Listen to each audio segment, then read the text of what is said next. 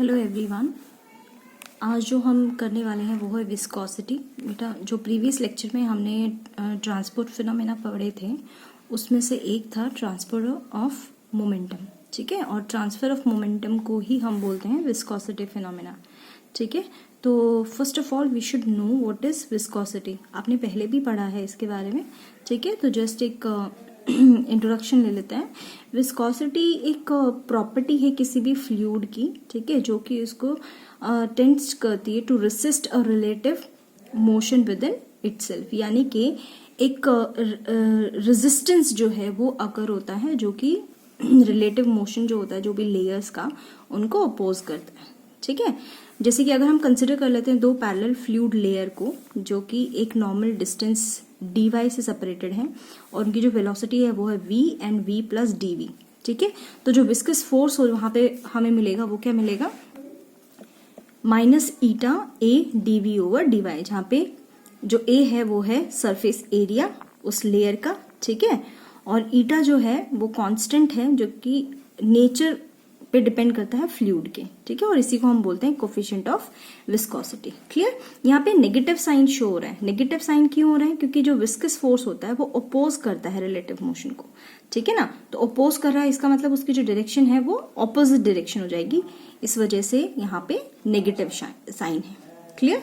तो ये था विस्कोसिटी। नाउ अब ये जो यहाँ पे हमने कोफिशिएंट ऑफ विस्कोसिटी जो पढ़ा है, अब इसको हम स्टडी करते हैं थ्योरी, काइनेटिक थ्योरी के अकॉर्डिंग। क्लियर।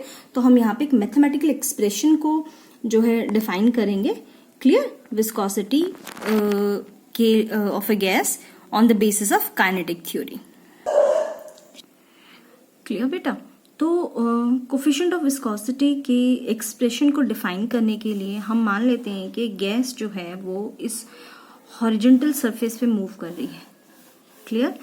तो हम एक लेयर कंसिडर कर लेते हैं ए बी, ठीक है, situated at normal distance y from the OX and let v be the velocity of the flow of the gas in this layer.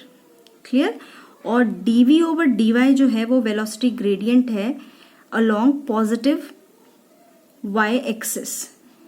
Clear. तो अगर हम इसके विद रिस्पेक्ट मैं दो लेयर और कंसिडर कर लूं, एक लेयर इससे बिलो और एक लेयर इससे अबव, ठीक है ना, जिनके बीच में जो डिस्टेंस है वो लैम्डा है। ये लैम्डा वैसे तो यहाँ पे डिस्टेंस की तरह भी एक्ट कर रहा है बेटा, और लैम्डा को हम एक और फॉर्म में जानते हैं जिसे हम बोलते हैं mean free path of the molecules, ठीक है ना। तो ये जो टॉपिक है मीन फ्री पाथ, ये आप असाइनमेंट में जो है करोगे, असाइनमेंट जब मैं अपलोड करूंगी तो आप देखेंगे इसको, ठीक है। तो यहाँ पे हम देखते हैं कि जो मॉलिक्यूल्स मूव कर रहे हैं वर्टिकली अपवर्ड और downward, they do not suffer any collision while moving between the two layers, ठीक है। तो हमने इन दोनों लेयर्स को इस तरीके से कंसिडर कर लिया। क्लियर। कि जो मॉलिक्यूल्स हैं वो अपवर्ड और डाउनवर्ड जब मूव कर रहे हैं तो वो आपस में कोलाइड नहीं कर रहे हैं। क्लियर। तो यहाँ पे अगर हम इन दोनों लेयर्स की वेलोसिटी की अगर बात करते हैं तो इसकी वेलोसिटी क्या हो जाएगी, वो ये हो जाएगी, और इसकी वेलोसिटी क्या हो जाएगी, वो ये हो जाएगी। क्योंकि ये जो लेयर है इसकी वेलोसिटी v है, तो ऑब्वियसली क्योंकि OX पे अगर मैं यहाँ पे अगर मैं वेलोसिटी की बात करूँ तो यहाँ जो है वो वेलोसिटी जो है ऑलमोस्ट जीरो के इक्वल है, और धीरे धीरे जैसे जैसे हम y एक्सिस के अलॉन्ग मूव बढ़ते जा रहे हैं वैसे वैसे जो है वेलोसिटी जो है वो इंक्रीज होती जा रही है, ठीक है ना। तो इस वजह से यहाँ पे जो वेलोसिटी है वो कम है और यहाँ पे जो वेलोसिटी है वो ज्यादा है, ठीक है। तो क्योंकि जो मॉलिक्यूल्स हैं they are moving due to thermal agitation in all the possible directions, तो यहाँ पे हम क्या इमेजिन कर सकते हैं कि it should be divided into 3 parts, क्योंकि हमारे पास 3 कोऑर्डिनेट एक्सिस होते हैं एक कोऑर्डिनेट सिस्टम में।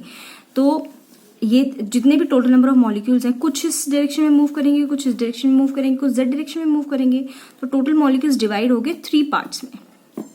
क्लियर।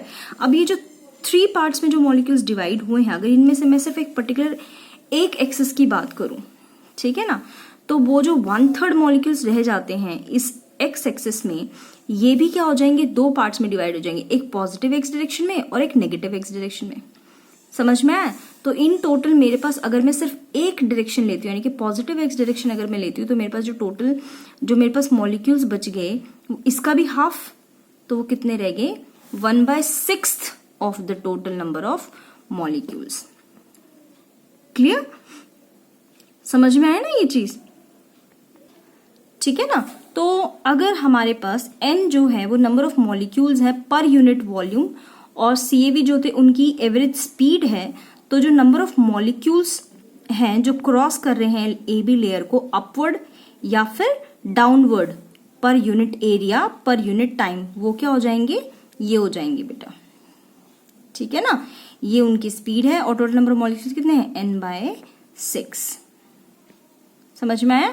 पर वॉल्यूम इतने मूव कर रहे हैं और जो टोटल मेरे पास, मैं जिस एक्सिस की बात कर रही हूँ वहां पे मेरे पास जो नंबर ऑफ मॉलिक्यूल्स है वो कितने हैं 1/6 of the total number of molecules. Clear. तो अब अगर मैं डाउनवर्ड मोमेंटम की अगर बात करूं, ठीक है, तो वो क्या होता है मास इनटू वेलोसिटी।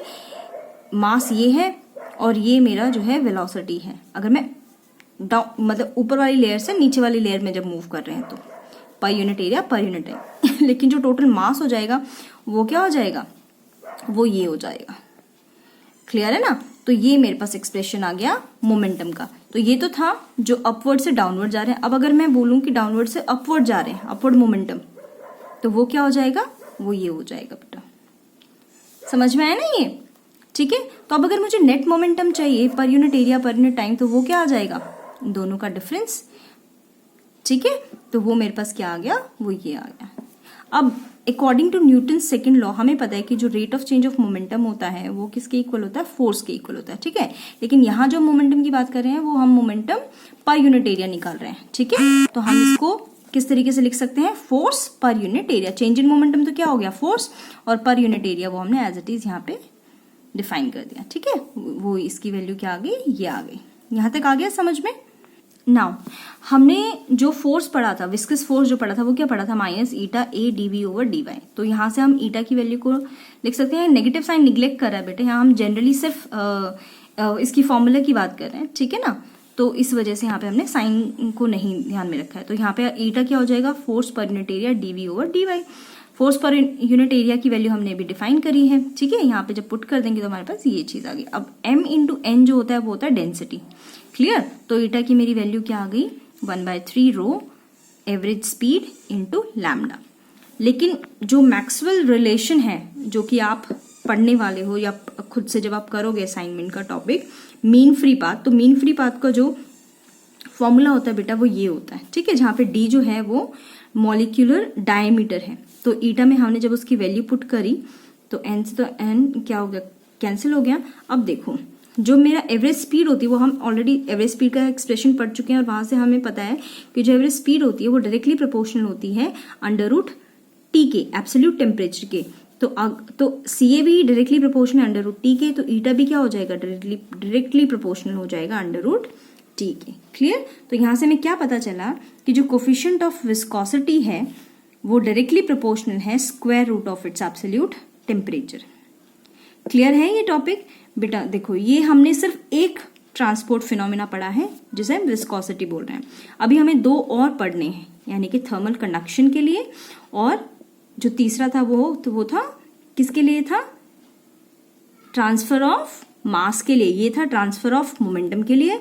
इससे अगला जो हम पढ़ेंगे वो हम पढ़ेंगे ट्रांसफर ऑफ एनर्जी के लिए, और जो थर्ड वन हम पढ़ने वाले हैं वो हम पढ़ने वाले हैं ट्रांसफर ऑफ मास के लिए। क्लियर। तो अगर आपको ये समझ में आ गया तो बेटा अगले दोनों भी बहुत इजीली समझ में आ जाएंगे, क्योंकि यहां तक जो है वो ऑलमोस्ट सेम है। सिर्फ चेंज क्या आएगा, यहाँ पे हम जो डिस्कस कर रहे हैं वो हम वेलोसिटी का चेंज डिस्कस कर रहे हैं, वहां पे हम टेम्परेचर का चेंज डिस्कस करेंगे। क्लियर। ट्रांसफर ऑफ एनर्जी में। ठीक है। तो देखते हैं फिर नेक्स्ट अपना अगले वीडियो में। ठीक है। तो उससे पहले आपको ये अच्छे से आना चाहिए, इसको समझिए, करिए, और कोई भी अगर डाउट होता है तो वो फिर मुझे बताइएगा।